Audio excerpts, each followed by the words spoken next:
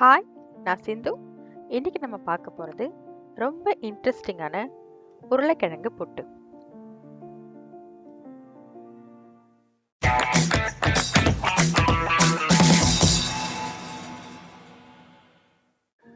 உருளைக்கிழங்கு புட்டு செய்யறதுக்கு ஒரு வாணல்ல 2 டேபிள் ஸ்பூன் எண்ணெய் விட்டு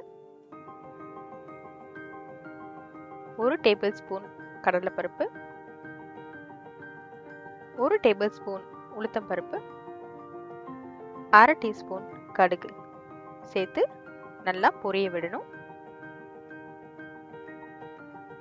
கடுகு பொரிஞ்ச உடனே அதில் 2 பொடியாக நறுக்கின வெங்காயத்தை சேர்த்து லேசா வதக்கணும்.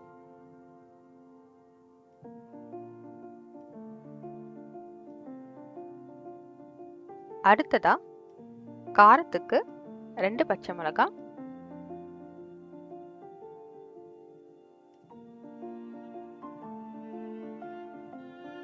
தேவையான அளவு உப்பு, இது எல்லாம் சேர்த்து வதக்கணும்.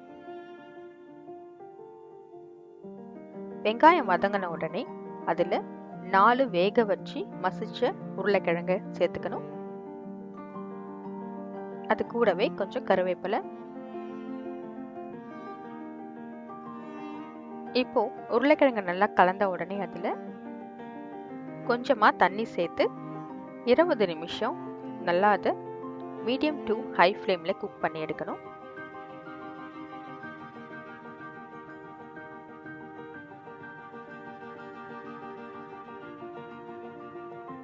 இருபது நிமிஷத்துக்கு அப்புறம் நம்மளோட உருளைக்கிழங்கு புட்டு ரெடி ஆயிடுச்சு. சாம்பார், ரசம் சாதத்துக்கு எக்ஸலண்ட்டான ஒரு காம்பினேஷன். கடலைப்பருப்போட அந்த உருளைக்கிழங்கு சேரும்போது ரொம்பவே டேஸ்ட்டாக இருக்கும். கண்டிப்பாக ட்ரை பண்ணி பாருங்கள்.